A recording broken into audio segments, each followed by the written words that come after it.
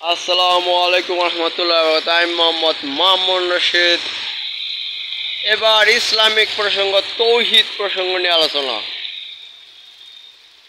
তৌহিদ মানে তৌহিদ হল একত্ববাদ, ঠিক আছে না?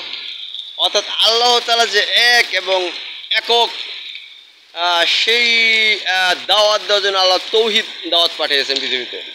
রাসূলুল্লাহ নবী সকল নবী রাসূলদের মধ্যে তৌহিদ শিক্ষা দিয়েছেন। তৌহিদ শিক্ষার মাধ্যমে যে আল্লাহকে নিজে প্রমাণ করছে, আমি এক একক, আমার মতো শক্তিশালী কেউ নাই, আমি সব মহাপরাক্রমশালী, আমি সবই করতে পারি, যখন যা ইচ্ছা তাই করতে পারি। অর্থাৎ যখন যা বলি তাও হয়ে যায়।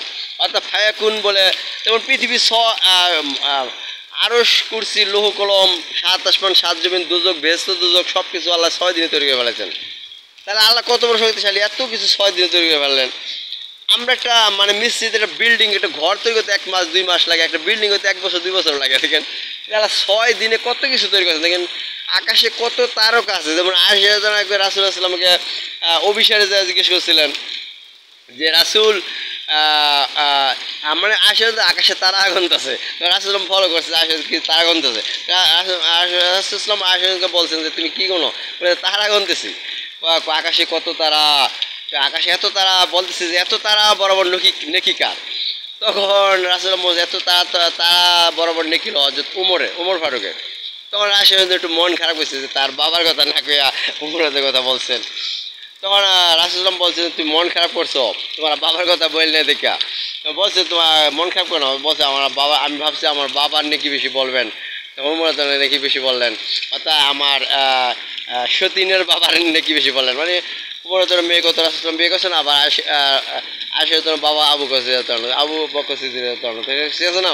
অর্থাৎ প্রথম 2 খলিফার 2 মেয়েকে আবার রাসূল বিয়ে করছেন শ্বশুর আগে। প্রথম 2 খলিফার শ্বশুর কিন্তু রাসূল। যাক, তোমার কেউ আসে তো একটু মন খারাপ করেছে দেখে রাসূল বলে যে শোনো আয়েশা, কারণ রাসূল তো আয়েশাকে অনেক ভালোবাসে, তাই বলছেন তুমি মন খারাপ করো না, কারণ মন খারাপ করার কোনো বিষয়ই না। কারণ এরকম উমর রাদিয়াল্লাহু মতো এরকম আকাশের যে তারকা পরিমাণ নেকিওয়ালা যদি সারা পৃথিবী সবার হইতো, সবার নেকি এক পাল্লা রাখলে তোমার বা আব্বার নেকি পাল্লা ভারী হইতো। সুবহানাল্লাহ, বুঝছেন না? অর্থাৎ আবু বকর আর সবার নেকি একত্র করলো, মানে পৃথিবী সবার নেকি একত্র করলো আর কি, মনে করেন উমর না হোক, সবার নেকি একত্র করলো, আবু বকর নেকি পাল্লা বাড়িয়ে দেবো। তাহলে আবু বকর নেকি কত বেশি, তখন হেসে বলছেন, ঠিক আছে না? অর্থাৎ খুশি হয়ে গেছেন। অর্থাৎ যে আমি তো এই খবর জানি না, আমি তো এই খবর জানি না আবার। তো যাক, অর্থাৎ মানে যখনই দাওয়াত দিলেন, অর্থাৎ দাওয়াতের একটা দাওয়াত দিচ্ছে রাসূলুল্লাহ দিচ্ছেন না, যে দাওয়াতে কাজ করো তোমরা, যে কালেমার দাওয়াত, নামাজের দাওয়াতের দাওয়াত দিলেন রাসূলুল্লাহ। তো আবু বকর সিদ্দিক যখন দাওয়াত পাইলেন, তখন আবু বকর সিদ্দিক প্রথম দিনই 6 জনকে কালেমা পড়ে মুসলমান বানায় ফেললেন।